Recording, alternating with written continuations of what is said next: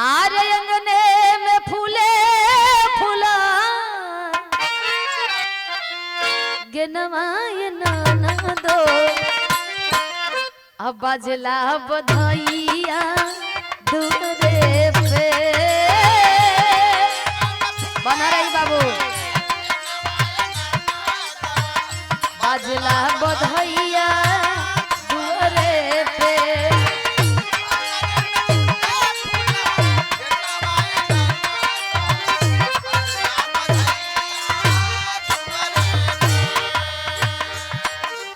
लेकिन कभी लिखा तनिका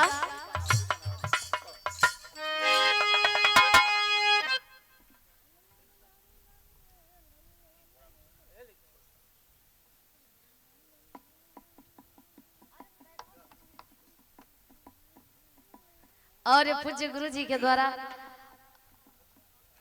बिरहा सम्राट फिल्म अभिनेता पूर्व राजमंत्री और हम कलाकारों के भगवान बिरहा के बगिया के सींचे वाले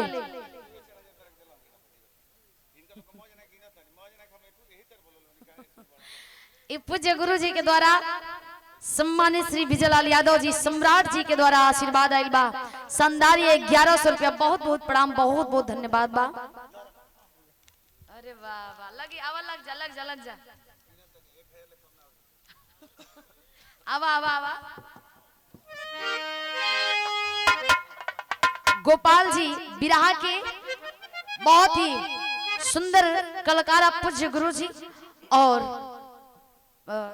हम कलाकारों के मार्गदर्शक आप जी के द्वारा यह आशीर्वाद दिया गई और हमारे पूज्य कवि जी भोजपुरी के अनमोल कोहिनूर जाए चंदा ले यह खबरिया।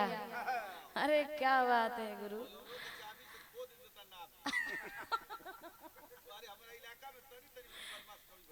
नहीं नहीं ऐसा कोनो बात नहीं के मुन्ना मोहित कवि जी आप जी के द्वारा हजारों रुपया हमें और पूरी टीम को आशीर्वाद दिया गया।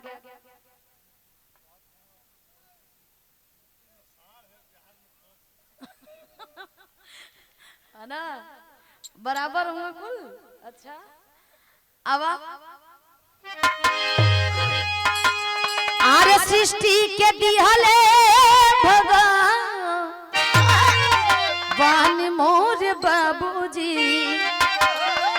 आरे सृष्टि के दिहले भगवान मोर बाबूजी भइल बाबू थान सारी दुनिया के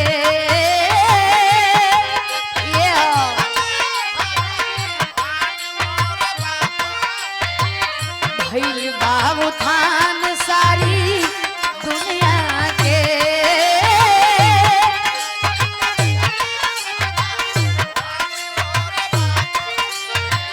क्या बात है वाह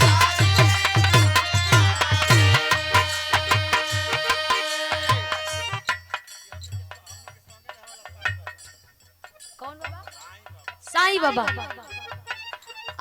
साईं बाबा जी के द्वारा आशीर्वाद हजारों हजार रुपया बहुत बहुत बड़ा बहुत बहुत धन्यवाद बा। कोई तो है इस दुनिया का मालिक जिनके बदौलत ये दुनिया ये सृष्टि चल रही है। का कुदरत के दी हल सगरो खिलल सारा चीज हो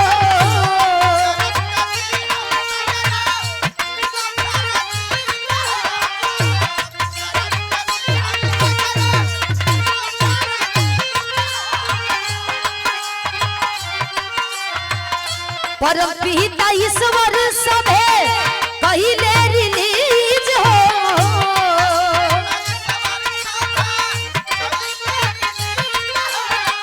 बहुत अच्छे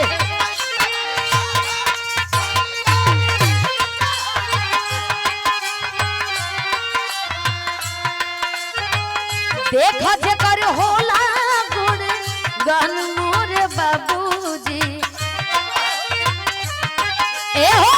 देखा जेकर होला गुण गान मोर बाबूजी भइल बाबू थान सारी दुनिया के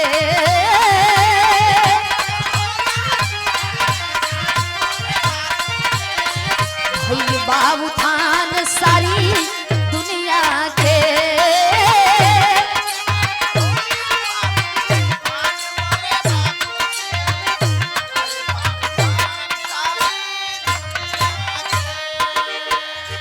कुदरती देन कुदरती चीज ऐसा ऐसा हमन के देश में है जे कि विदेश से लोग आवेला तस्वीर उतार के ले जाला। इतना सुंदर सुंदर हमन के देश में प्राकृतिक सौंदर्य छटा जेकरा के लोग देखल पसंद करेला। कैसे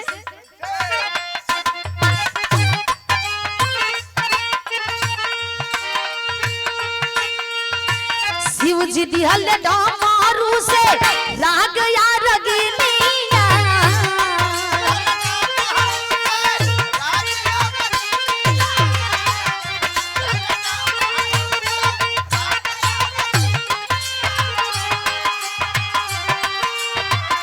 चांद सूरज दिहले सबके रोशनिया।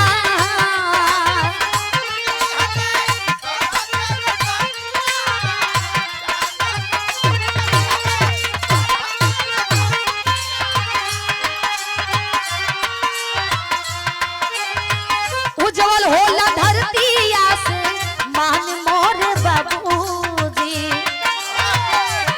ए हो उज्जवल होला धरती आसमान मोर बाबूजी। भइल बाबू थान सारी दुनिया के।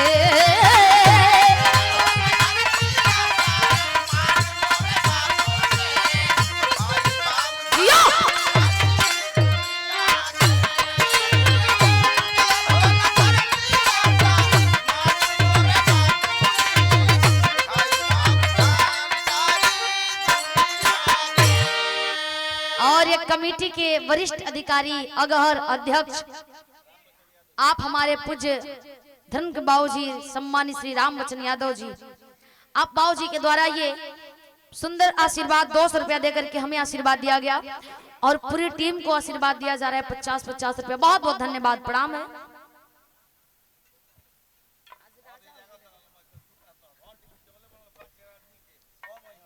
चली कोनो बात ना, कार्यक्रम होला थकावट हो जाला लेकिन सफलता की ओर कार्यक्रम रहल और सफल भी हो गई पूरा रात में। एक खातिर के बहुत बहुत धन्यवाद। यहाँ जितना लोग जुटल रही, जितना लोगन का सहयोग रहल, दूर दूर तक लोगन के सहयोग हुई, बहुत बहुत धन्यवाद, प्रणाम बा भैया। हो हमन के प्रकृति चीज कुछ ऐसा सिखावेला कि आपस में मिल के रहे के चाहिए, ना कि भेदभाव में। जैसे चांद सूर्य हवा जल वायु ये सब चीजें हमें आपस में मिल करके एक होकर के रहना सिखाती है। अब अगली कड़ी में का अरे पर निजी दिहले बड़ व्यंजनन मोल हो इंग्लिश शेक्सपियर दिहले जे कर बरो माल हो।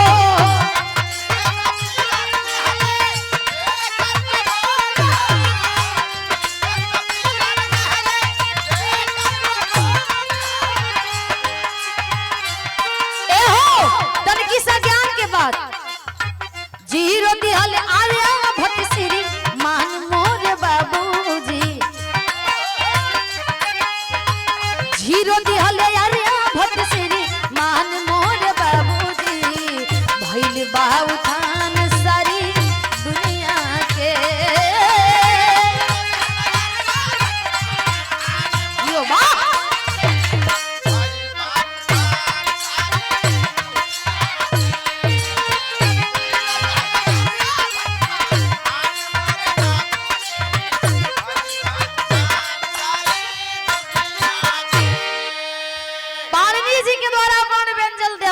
के आदमी लोग क ख ग से पढ़े स्टार्ट करेला, हर जिसे संस्कृत व्याकरण कहा जाता है और इंग्लिश के पिता शेक्सपियर जी को कहा जाता है। और आर्यभट्ट ने शून्य का आविष्कार, जीरो का आविष्कार किया। इसलिए हम कहते हैं कि अपने आप को जीरो के समान बना करके रखिए, शून्य के समान बना करके रखिए। अगर किसी के सामने लग जाए तो सामने वाला का भी ओहदा और वैल्यू बढ़ जाए। अगर जीरो ना रही तो कितनो मैथमेटिक्स बना ले बा सब फेल बा। एक जीरो से अनेकों संख्या बढ़ जाला, 10, 100, 1000, लाख, करोड़, अरबों खरबों नील तक अनगिनत पहुंचला मात्र जीरो से। इसलिए अपने अपने किरदार को जीरो के जैसा बनाइए। आवा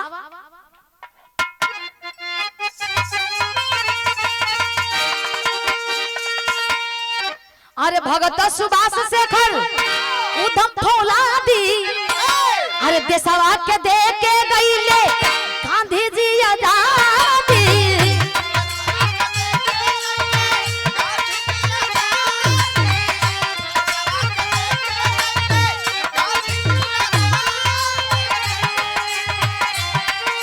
नेताजी एक बात बोल के गए थे संविधान के बारे में, उसी बात को हम दोहराएंगे का। बाबा साहब दिहले संविधान मोर बाबूजी ए हो बाबा साहब दिहले संविधान मोर बाबूजी भइल बाबू थान सारी दुनिया के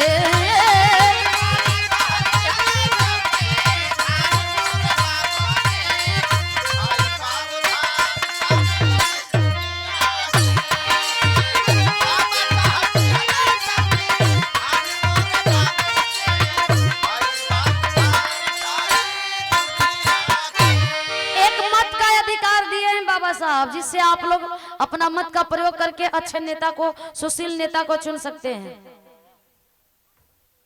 आवा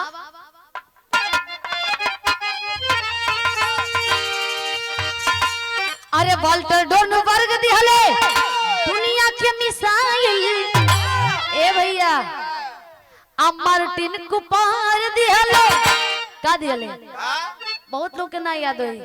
अरे मार्टिन कुपार दिहले सबके मोबाइल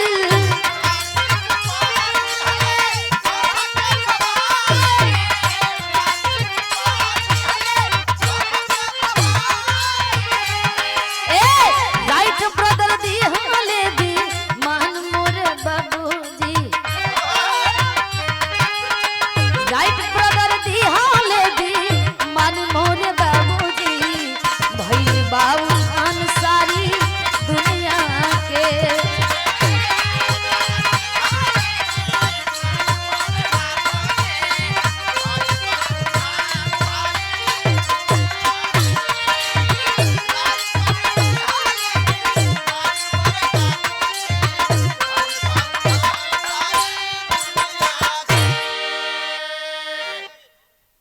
राइट ब्रदर दिहले विमान मोरे बाबूजी, मार्टिन कूपर मोबाइल दिहले जिससे लोग एक दूसरे के कनेक्ट में बा।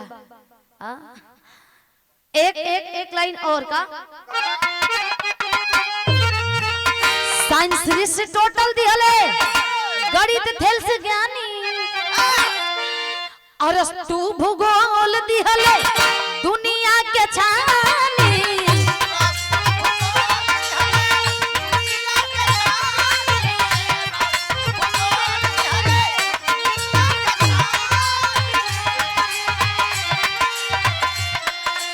विकसित भइल बा जग जहान मोर बाबूजी। आज वैज्ञानिक सोच कहां से कहां तक चल गई। यह धरती से रह के आदमी अंतरिक्ष तक, वायुमंडल में कितना ग्रह कितना का वैज्ञानिक इस धरती पर बैठले पता लगा लेलस। इसलिए हम वैज्ञानिक सोच को बढ़ावा देंगे। एक लाइन और का अरे नयका में इहो सुन लोगी नी बिरा ये सब चीज काम आई। अब